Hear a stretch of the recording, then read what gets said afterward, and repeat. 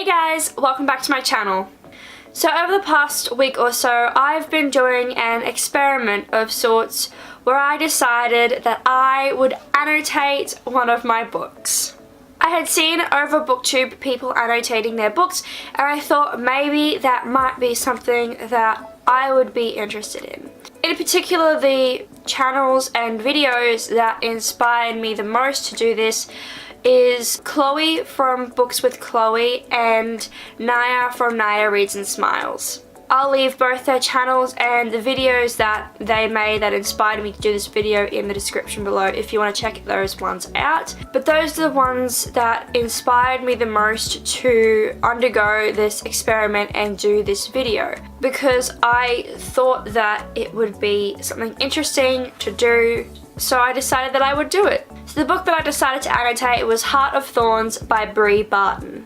There was no particular reason why I chose this book. I was just in the mood to read a hardback, and I didn't want to annotate the other hardback book that I had, which was Circe in here, because I didn't want to ruin that book just in case I didn't enjoy the process. So I took a couple of days to figure out the process that I would take when annotating, because I knew I wanted to color code stuff, but I didn't know whether I would highlight or whether I would underline or whether I would use a pen or a pencil to write in notes in the book. After a while, I decided that I would write my notes in pencil just in case the writing was messy or I made a mistake, so I could rub it out and rewrite it. And I decided I would underline instead of highlight because I had these pens that I could easily underline stuff with and they wouldn't go through the pages.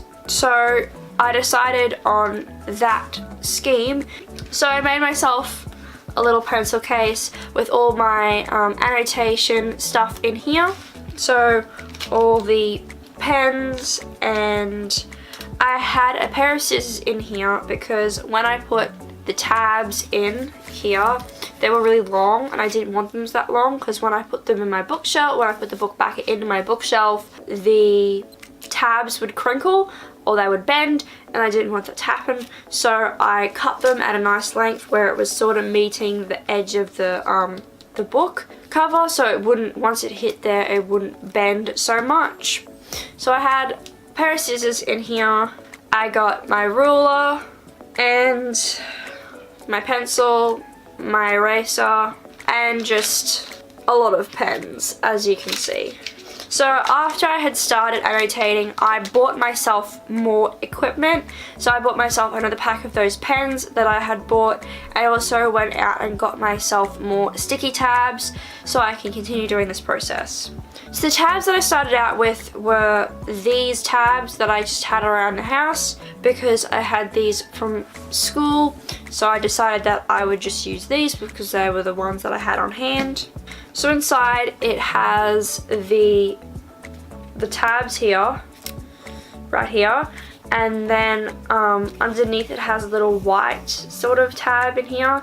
So that's where I wrote my key and what I was going to color code everything with. So I decided that I would go with green, so anything that I underlined in green and tabbed in green would be important information, so about characters or just scenes or whatever stuff that was important that I should probably remember for later. I decided that I would underline things in purple when I really liked a quote, whether it really resonated with me. So if something like I thought was really written beautifully or something, I would underline that in purple and then I'd tab that in purple also. So anything that I underlined and tabbed in yellow would be stuff that I found funny, so stuff that made me laugh in the book. Anything that I underlined in pink and tabbed in pink would be romance stuff. So anything that was romantic or made me think it was really cute and romantic, I would underline that stuff in pink and tab it in pink. So then anything that I underlined and tabbed in blue would be stuff that made me sad. So when a character died or when something happened that was sad, I would underline and tab that in blue. And then last but not least, I didn't have in this here, it doesn't have any red sticky tabs because that's what I was going to do for anything that made me angry. However, I didn't have any of those, and for some reason finding red, just straight red sticky tabs is very difficult for some reason. So I decided that instead of angry being red, I made angry in orange. So anything that I underlined and tabbed in orange would be stuff that made me angry or stuff that I didn't like. So that was sort of my process, and then after I had decided that I wanted to do this on a regular basis, I went out and I bought some more sticky tabs, these ones here. So these are tabs that I went out and I bought. Once again, these pretty much follow my color coding system, except for purple, which isn't here. So I'll probably end up going online and trying to find just some purple plastic sort of sticky tabs similar to these ones. So that's everything that I put into this pencil case, which I bought also after I decided that I was going to do this on a regular basis. So that's going to be my annotation pencil case, and that's sort of my process and what I decided on before I started annotating. That's the color coding system that I had decided on. So throughout the process, I wrote down in my little booktube journal thing, like where I put all my ideas and stuff, I wrote down all the stuff that I felt.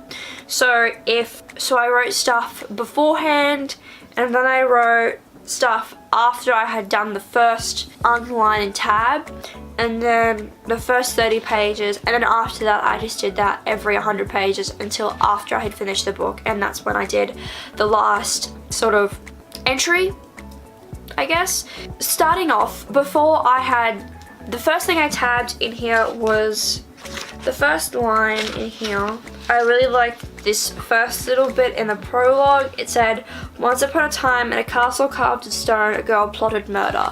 I really liked that line, so I underlined that in purple, and then I tabbed it in purple, and that was the first annotation that I did. Before I did that, I was quite scared of writing in my book because I hadn't ever thought of doing that, because I saw it as a way that it would ruin the book, especially if my writing was messy or it turned out to look messy.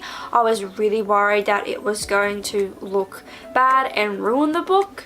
But I also enjoyed the thought of having a way of being able to go back and see all the quotes that I really liked. So if I was trying to find a quote, it'd be a lot easier. Also, I liked the thought of being able to, when I reread the book, I'd see my thoughts when I first read it, which I thought was just really something interesting and cool to have, and you could see your process over time. So I really wanted to do it for those reasons, but I was also very scared of ruining the book or making it look messy. So just before I wrote in my book for the first time, I was really scared. My heart was beating and I was really worried that I was going to ruin this book, and I didn't want to do it. I really didn't want to do it, but I took the plunge. So straight after I did the first underline and tab, I thought I had ruined it. I was like, oh my god, I shouldn't have done that. Why did I do that? Why did I think that was a good idea? I thought that I had actually ruined my book. But I thought, we're just going to keep going through the book and we'll see how this evolves and how this experiment goes. Because after I did do that first line, I thought, oh my god, I shouldn't have done that. I'm not going to do it anymore. Because I really didn't think that it was going to turn out to be a good thing. So after 30 pages, I was sort of more in an okay mindset about writing in my book. I liked it. I liked the process, and the more I did it, the more okay I felt, because it wasn't as big a deal as I thought it was going to be before I had written in my book. So I liked the process, and as I continued doing it, it made me feel better, and I felt better about my process and how it was going and how it looked and just everything about the whole sort of situation. I liked it a lot more. So after the first 100 pages, I was feeling urges to annotate other books. So I was getting excited about annotating The Savage Song by V.E. Schwab when I read it, and I was getting excited about annotating just other books. I was thinking that it was a really good process and I enjoyed it, and I wanted to do it more with other books and annotate other books. However, at this stage I was also struggling writing stuff in pencil next to the stuff that I underlined. So I was struggling to get a thought process, I guess, as to what I should be writing next to the underlined stuff in the book in pencil. So how I was feeling, what quotes made me feel, sort of stuff like that, and I didn't think I was writing enough in pencil. I also thought that what I did write in there was sort of obvious. For example, I did sort of a bracket around a chunk of writing in here, and then I wrote awkward, which seems silly because you could see in the quote that that scene was awkward. So I didn't see the point in writing awkward next to it, but I had. So I thought that what I was writing was it was the obvious. You could see that in the writing. You could see that that scene was awkward, so there was no need for me to write next to it awkward.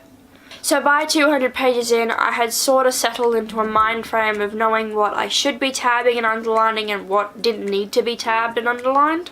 So you can see that in the beginning here, I was tabbing quite a lot. So in this whole chunk at the beginning, it was really just lots and lots of tabs, which didn't really make sense. And most of those tabs I didn't write anything next to. And then eventually in this chunk here, the tabs are more spaced out, and I thought that by that point I had sort of settled into a good rhythm and of being able to go, okay, that's important, or oh, I like that quote. Stuff like that, like I knew what I had to underline and tab and what I didn't need to. So I had settled into a sort of rhythm of being able to understand what's important and needs to be underlined and tabbed, and what is less important and doesn't need to be underlined and tabbed. By 300 pages in, I felt more connected to the story. So by actively doing something while reading, so underlining and tabbing stuff made me feel more connected and like I understood the story a lot more. So instead of blindly rushing through it and just finishing the book in a couple of days, I felt more like I was actively thinking about it, and I thought I was processing the story a lot more instead of just blindly rushing through it in 2 to 3 days, and then after I'd finished reading it going, I don't remember anything in that book. All I remember is these couple of things. But with the annotation process, I remembered a lot more, and I still do remember a lot more, and I felt connected more with the story and felt like I understood it more. So by 400 pages in, which was close to the end of the book, I felt like annotating the book had enhanced my experience with reading. I felt more in tune, I guess, with what I was reading and what I was processing, and it felt like the experience was enhanced. After I had finished the experience, I had a few overall thoughts about the whole thing that really stuck out to me. One is the fact that I thoroughly enjoyed the process. I really did enjoy it. I liked annotating, and I felt like I had come a long way from when I first started annotating at the beginning of the book to when I had annotated the whole thing right at the very end. I felt more connected with the book. I felt like I processed it a lot more. I felt like I remembered it more, and I just felt better about the whole experience and my experience with reading. I also would definitely do this again. I had already been thinking about doing it again from back when I was only 200 pages into the book. So I'm definitely going to do this again. I'll probably do this for most of the books that I read because I feel like I enjoy reading a lot more when I annotate. Also, the experience is enhanced and I feel like I enjoy it a lot more. So if you haven't annotated or ever tried to annotate, I definitely recommend that you at least try this. Just try it with one book, a book that say you might have multiple copies of, or a book that you can buy cheap. So if you can find a cheap paperback from a store, then try it out in that.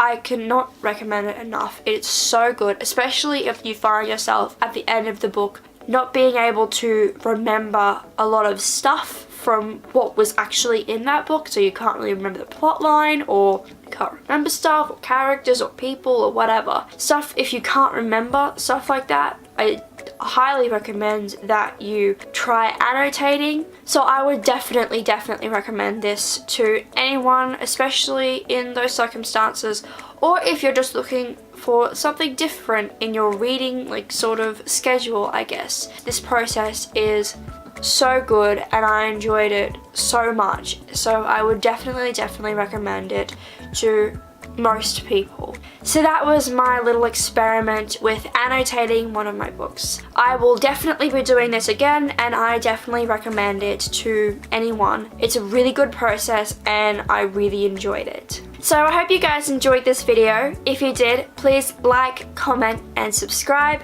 Make sure to click that little bell icon so you get notified every time I make an upload. All my social media links will be linked in the description below if you want to go and follow any of those. And I will see you guys in the next video. Bye guys!